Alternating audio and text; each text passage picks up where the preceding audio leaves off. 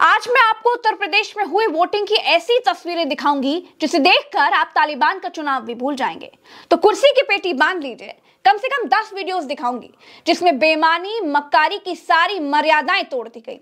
चोरों के भी उसूल हुआ करते थे, लेकिन वोटों की चोरी के लिए वो उसूल भी आज मिट्टी में मिला दिए गए। दोस्तों, झारखंड, महाराष्ट्र और उत्तर प्रदेश की 9 सीटों पर वोटिंग हुई।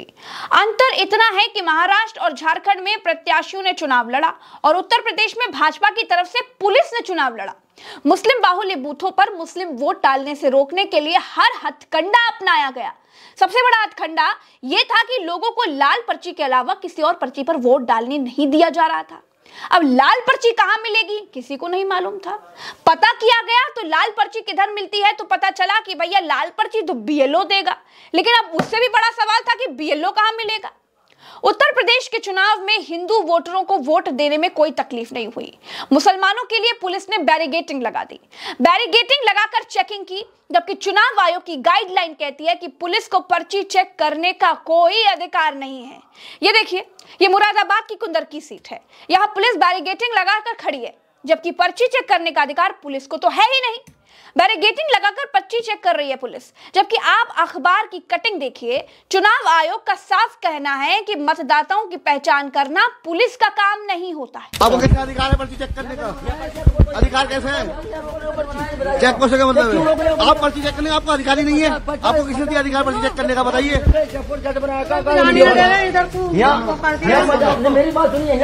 आपने लेटर देखा है? मैं दिखा दूंगा, नहीं हो तो आपके पास ये चेक पोस्ट नहीं बनेगा। चेकिंग का एक और वीडियो देखिए। यहाँ भी लोग वोट डालने के लिए पुलिस से लड़ रहे हैं। चुनाव आयोग को इन लोगों को अब फ्री का ब्रांड एम्बेसडर घोषित कर देना चाहिए, क्योंकि वोट डालने के लिए इन लोगों से ज्यादा जनता को कोई और जागरूक नहीं कर सकता। वो जो है वोटों का आते लिए हुए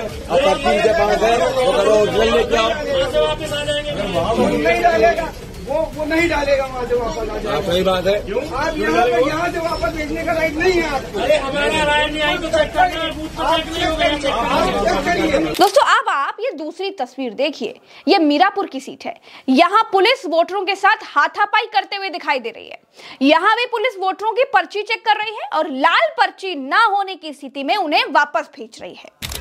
ये देखो क्या तानाशाही हो रही है। देखो तानाशाही।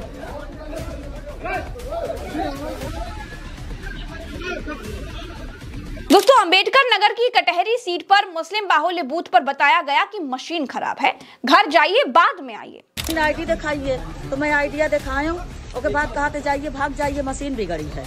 दोस्तों, गजब तो तब हो गया जब सीसामऊ में पोलिंग बूथ की तरफ जाने वाले कई रास्ते बंद कर दिए गए, और उससे भी ज्यादा हद तो तब हो गई जब राजकीय इंटर कॉलेज यानी जीआईसी में पोलिंग बूथ बनाया गया था।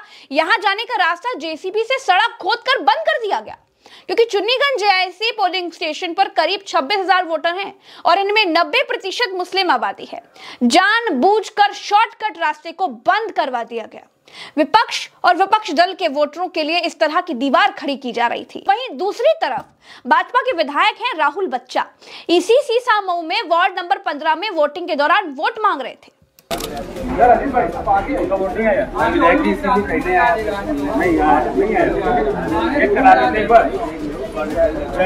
आईडी लेके जाओ भैया, वोटर आईडी लेके जाओ, हम मोबाइल के ऐप से करके दे रहे हैं। दोस्तों, पुलिस की वर्दी देख आम आदमी डर जाता है और इसी डर के पीछे भाजपा छिपती हुई नजर आई। वोट नहीं डालने दे रहे, मुझेड़े सादात में वोट नहीं डालने दे रहे, किसी को भी लाठी चला रहे हैं। समाजवादी पार्टी के बस्तों को भी यहाँ फेंक दिया गया है और आपको वोट डालने दे रहे हैं किसी को। ये सब लोग वोट डालने के लिए जा रहे हैं, किसी का वोट नहीं डालने दे रहे ये लोग, किसी का वोट नहीं डालने दे रहे। सामने बस्ता हमने लगा रखा था 400 मीटर दूरी पे, वहां से हमारा बस्ता फेंक दिया गया है और किसी का भी वोट नहीं डालने दे रहे। मुस्लिम समाज के वो लोग जो दाढ़ी और बुर्के से पहचान में आ रहे थे, उनसे पुलिस निपट रही थी, और जो दाढ़ी, टोपी और बुर्के से नहीं पहचाने जा रहे थे, उनके वोट पोलिंग बूथ के भीतर चेक किए गए। मुरादाबाद के कुंदरकी के इस वोटर को सुनिए और लोकतंत्र के लुट जाने के अनुभव को आप थोड़ा करीब से महसूस कीजिए। साईं कह रहे हैं इस पर्ची से वोट नहीं पड़ेगा, ये मना कर रहे हैं, सबको लुटा रहे हैं, सबको लुटा रहे हैं।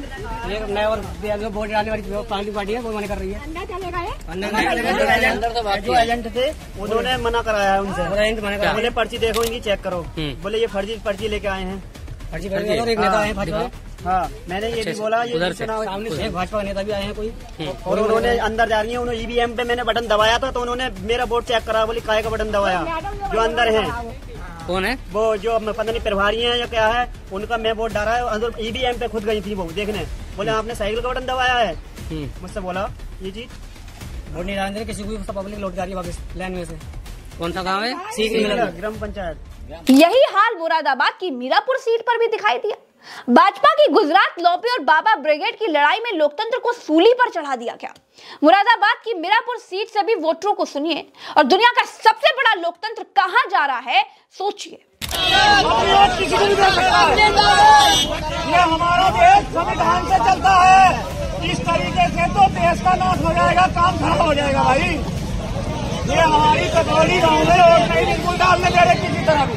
दोस्तों, कानपुर की सीसामुंह सीट पर एक महिला वोटर ने बताया कि उनसे पोलिंग बूथ पर कहा गया कि इज्जत प्यारी है तो लौट जाओ। क्या मार रही पुलिस है? पुलिस जेंट्स को मारती है, औरतों को नहीं मार रही, इज्जत प्यारी।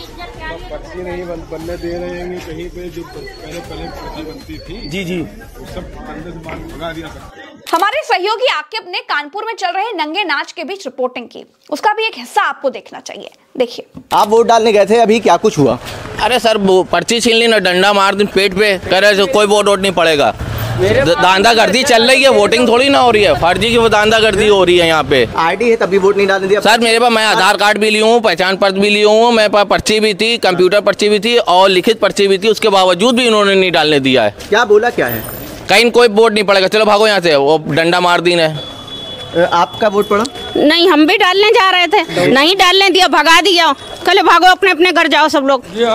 ये कहा गया, हम खुद गए थे वहाँ तो धक्का लगा कर भगा दिन, कहेंगे आप लोग क्या करने जा रहे हैं? बताइए, वोट डालने जा रहे हैं, हम लोग को भगा रहे, गोली में चला रहे हैं। कितने लोग ऐसे हैं जिनको वोट नहीं डालने दिया? अरे अभी हम खुद गए थे वहाँ, रास्ते से भगा दिन, कहेंगे चलो भागो भागो। क्या कुछ माहौल है इधर? तो मना कर रहे हैं वहीं से।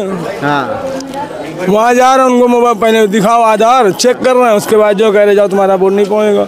आप अपने कैमरे से दिखाइए कि वाकई में बहुत परेशान करा जा रहा है। भाई पुलिस को मना करा, आईडी नहीं चेक करेंगे, वो आप वो काम कर रहे हैं। उसके अलावा कई लोगों की पर्चियां फाड़ दी गई है, तो ये चीज़ें वोटर फेस कर रहा है। तो हम चाह रहे हैं कि प्लीज़ आप अपने कैमरे से एक जो है सर्वे देखिए, लोग यहाँ आपके पीछे वोटर खड़े हैं, इनकी जो समस्या आप पूछिए।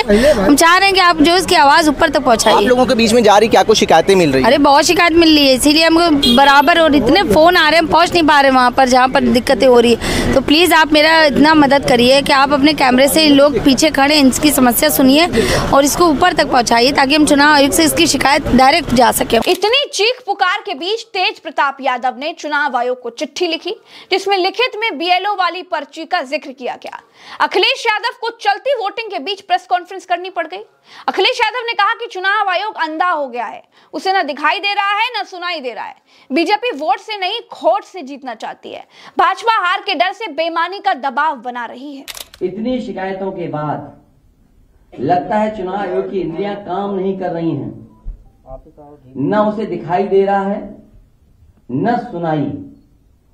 बीजेपी ये चुनाव वोट से नहीं खोट से जीतना चाह रही है। दोस्तों, उत्तर प्रदेश के उपचुनाव में हमने लोकतंत्र को लुटते देखा है, पुलिस को पार्टी का गुलाम बनते देखा है, हमने चुनाव आयोग को धृतराष्ट्र बनते देखा है। आप ये सब देखकर क्या समझे, कमेंट में बताइएगा। चलते हैं, नमस्कार, राम राम, दुआ सलाम, जय हिंद। चैनल को सब्सक्राइब जरूर कीजिएगा, वीडियो को शेयर कीजिएगा।